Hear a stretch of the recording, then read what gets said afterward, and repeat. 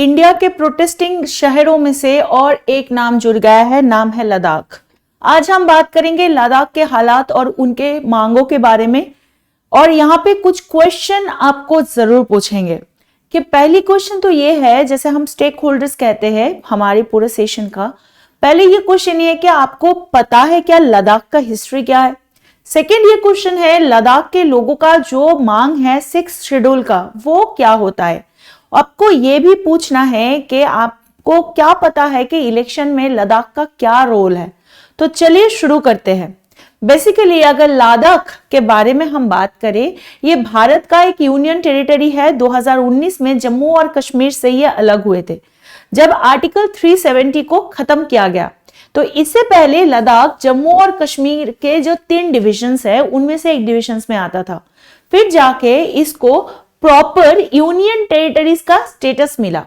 कुछ लोगों ने इसका स्वागत किया क्योंकि वो कश्मीर सेंट्रिक जो पार्टीज है उनसे और उनकी डिस्क्रिमिनेशन जो है उनका शिकार हो रहे थे, और उनको अच्छा लगा ये जान के कि नहीं, अब लद्दाख को अपने एक स्टेटस मिलेगा, और वो यूनियन टेरिटरी का स्टेटस था। उन्हें लगा कि उनका आइडेंटिटी, कल्चर, लैंग्वेज और एनवायरनमेंट ये सारी चीज खतरे में है, और उन्हें किसी भी नॉन लोकल या इंडस्ट्रियलिस्ट से अपने जमीन और रिसोर्स को भी बचाना है। ये चिंता, ये जो टेंशन है लद्दाख के लोगों के अंदर धीरे धीरे इनग्रैप्स्ड हुआ, और फिर जाके उन्होंने अपने स्टेटहुड के लिए उन्होंने मांग करने शुरू किया है। तो इसलिए लद्दाख के लोगों ने 6 शेड्यूल के तहत कॉन्स्टिट्यूशनल सेफगार्ड की मांग उठाई। अब देखो ये 6 शेड्यूल होता क्या है। 6 शेड्यूल इंडियन कॉन्स्टिट्यूशन का एक हिस्सा होता है, और शेड्यूल उसको कहते हैं इंडियन आर्टिकल के बीच जो सारे आर्टिकल को मौजूद नहीं किया गया है उसको ठीक से समझने के लिए अलग से 12 शेड्यूल बनाया गया है। वहां पे 6 नंबर जो शेड्यूल है उसमें क्लियर कट बताया गया है कि 4 स्टेट है। वो 4 स्टेट कौन सा है? असम है, मेघालय है, त्रिपुरा और मिजोरम है। ये जो 4 स्टेट है, इनके जो ट्राइबल एरियाज है, इनके एडमिनिस्ट्रेशन के लिए प्रोविजन रखा जाता है अंडर द 6 शेड्यूल। 6 शेड्यूल क्या कहता है कि ट्राइबल एरियाज को ऑटोनोमस डिस्ट्रिक्ट और ऑटोनोमस रीजन के रूप पे एडमिनिस्टर किया जाए। इसका मतलब ये होता है जो डिस्ट्रिक्ट है यहाँ पे, ये सारे डिस्ट्रिक्ट, मतलब ये सारे में जो डिस्ट्रिक्ट आता है, ये जो 6 शेड्यूल के अंदर जो स्टेट्स आते हैं उनके अंदर जो डिस्ट्रिक्ट आते हैं, ठीक है, यहाँ पे डिस्ट्रिक्ट का नाम लिखा हुआ है कि मेघालय के अंदर खासी हिल्स ऑटोनोमस डिस्ट्रिक्ट काउंसिल है, Jaintia hills autonomous district council, Garo hills autonomous district council. Mizoram के अंदर है Chakma district council, Lai autonomous district council, Mara autonomous district council. Tripura के अंदर है Tripura tribal areas autonomous district council. Assam में है Dima Hasao autonomous district council, Karbi Anglong और बोडो आइलैंड टेरिटोरियल काउंसिल। ये सारे जो डिस्ट्रिक्ट काउंसिल है, ये सारे डिस्ट्रिक्ट काउंसिल के लिए अगर इन डिस्ट्रिक्ट और रीजन की बात किया जाएगा तो इनको ऑटोनोमस रीजन के रूप में एडमिनिस्टर किया जाता है। अब इन डिस्ट्रिक्ट के लिए अलग अलग डिस्ट्रिक्ट काउंसिल और रीजनल काउंसिल भी बनते हैं। यही काउंसिल यहाँ की जो लेजिस्लेटिव, एग्जीक्यूटिव, जुडिशियल या फाइनेंशियल पावर है वो देखते हैं। बाकी जो इंडिया के स्टेट्स है उसमें क्या हुआ जाता है कि उसके जो नॉर्मल जो डिसेंट्रलाइजेशन या सेंट्रलाइजेशन जो पॉलिसीज है, मतलब स्टेट के अंदर कैसे डिस्ट्रिक्ट फंक्शन करेगा और उसकी सारी चीज डिस्ट्रिक्ट मतलब स्टेट हेड देखते हैं, ठीक है, ये तो हमें पता है।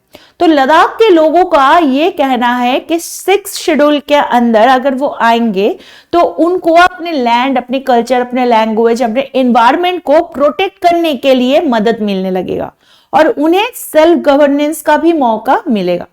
उन्हें यह लगता है कि यूनियन टेरिटरी होने के कारण उनका कोई फायदा नहीं हो रहा है, क्योंकि उनको ये लग रहा है कि ब्यूरोक्रेसी और सेंटर की जो इंटरफेरेंस है वो बहुत ज्यादा परेशान करते हैं उनके डेली लाइफ को। उन्हें यह भी लगता है कि उनको राइट्स और इंटरेस्ट को भी सेफगार्ड करने के लिए उन्हें फुल स्टेटहुड या कम से कम 6 शेड्यूल की जरूरत है। ये है लद्दाख के मांग। अब लद्दाख की मांग को लेकर पिछले 3 सालों से आंदोलन चल रहा है, और इसमें अगर बात करें तो लेह और कारगिल दो ही इन्फ्लुएंशियल इनके बहुत ही इंपॉर्टेंट सोशियो पॉलिटिकल ग्रुप है। एक है ले एपेक्स बॉडी और कारगिल का डेमोक्रेटिक अलायंस। इनका बहुत ही इंपॉर्टेंट एक प्रावधान चल रहा है, ये प्रोटेस्ट में ये ज्वाइन कर रहे हैं कि ले चलो।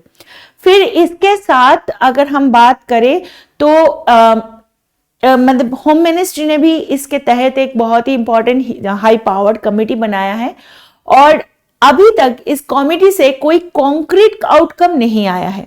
अब अगर हम आगे थोड़ा बात करेंगे, इसी जो ले चलो प्रोटेस्ट है इसके अंदर इंजीनियर एक्टिविस्ट सोनम वांगचुक, यही सोनम वांगचुक है जो बताया जाता है कि 3 इडियट्स के अंदर आमिर खान ने जिसका रोल प्ले किया था, पुनसुक वांगरो कहकर उनका नाम था उसमें, और वहां पे वही सोनम वांगचुक इस आंदोलन में शामिल होने का ऐलान भी किया है और उन्होंने बताया कि मैं फर्स्ट अनटू द डेथ, मतलब मृत्यु तक मैं अनशन पे जाऊंगा, ऐसा प्रपोजल भी दिया है। तो अब सवाल यह है कि लोकसभा इलेक्शन में लद्दाख का क्या रोल रहेगा। अब लोकसभा इलेक्शन 2024 का है, इलेक्शन कमिश्नर से कुछ ऐसा क्लियर टाइम नहीं मिला है कि अप्रैल या मई कब होने वाला है, लेकिन होगा इसी टाइम पे। अब लद्दाख से 2019 में अगर बीजेपी का बताया जाए तो एक उनका एमपी सिलेक्शन हुआ था जो कि है जमयांग तेशरिंग नामग्याल, लेकिन उसके बाद से अगर देखा जाए गवर्नमेंट के साथ लद्दाख का रिलेशन दिन बे दिन खराब होते गए, क्योंकि बताया जाता है कि गवर्नमेंट ने लद्दाख के जो मांग है उसको वही सारे मांगे को पूरी तो नहीं किया, ऊपर से उनके अंदर बहुत सारे आंदोलन की भावनाओं बनाए रहे। तो इसलिए बीजेपी को लद्दाख में अभी आप अपना बेस बनाने के लिए कैसे अपने उसकी इलेक्शन मैनिफेस्टो को तैयार करना है, वो तो पार्टी का या गवर्नमेंट का, प्रेजेंट गवर्नमेंट की सोच की बात है। लेकिन अगर हम बात करें तो हम बताएंगे कि इमीडिएट लद्दाख में प्रॉब्लम, देखो पहली बात तो ये है, बहुत सारे लोगों को ये लगता है कि भाई मांग है, गवर्नमेंट पूरा क्यों नहीं करता। अगर गवर्नमेंट डायरेक्टली कोई भी चीज को whatever the party it is, अगर कोई भी चीज को पहले पूरा करने के लिए गवर्नमेंट तत्पर हो जाए तो ये बाकी जगहों में से एजिटेशन का कारण बन सकता है, क्योंकि India is based on the fundamental, एक मतलब भारत के अंदर एक फंडामेंटल सेगमेंट्स है जिसको फेडरलिज्म कहते हैं, जहाँ पे स्टेट और जो सेंटर होता है उसके अंदर में एक अच्छा सा रिलेशन बनाए रखने के लिए लिस्ट दिया गया है, वो भी 7th शेड्यूल के अंदर आता है। वो लिस्ट में क्लियरली बताया गया है कि स्टेट कौन कौन सी चीज पे बात कर सकता है, लेकिन वही चीज यूनियन टेरिटरी के लिए अलग होता है। अब जाके अगर इंडिया के गवर्नमेंट अगर हर लोगों के हर मांगों को सुनने लगेंगे तो ये फेडरलिज्म की जो मतलब है वो थोड़ा सा डिस्टर्ब हो जा सकता है। तो बेसिकली यही था आज का वीडियो। मैं आशा करूंगी ये वीडियो के अंदर से आपको जो इम्पोर्टेंट चीजें था वो समझने में आ गया होगा। और अगर आपको ये वीडियो अच्छा लगा है तो इस वीडियो को लाइक करें, शेयर करें और ज़रूर आपका बेशकीमती कमेंट करें। और अगर आपने भी अब तक इस चैनल को सब्सक्राइब नहीं किया है वो तो कर ही ले, और उसके साथ हमारे जो यहाँ पे ऐप है वो भी डाउनलोड कर ले अपने मोबाइल फ़ोन में, और टेलीग्राम चैनल को ज्वाइन कर ले, क्योंकि वहाँ पे आपको मिलने वाला है बाइलिंगुअल करंट अफेयर्स का डेली डोज। ठीक है, हिंदी और इंग्लिश में ये PDF आपको अवेलेबल होगा। आज के लिए यहाँ तक ही, और आपको मिलेंगे नेक्स्ट सेशन पे। तब तक के लिए bye bye, take care, thank you and be a responsible citizen.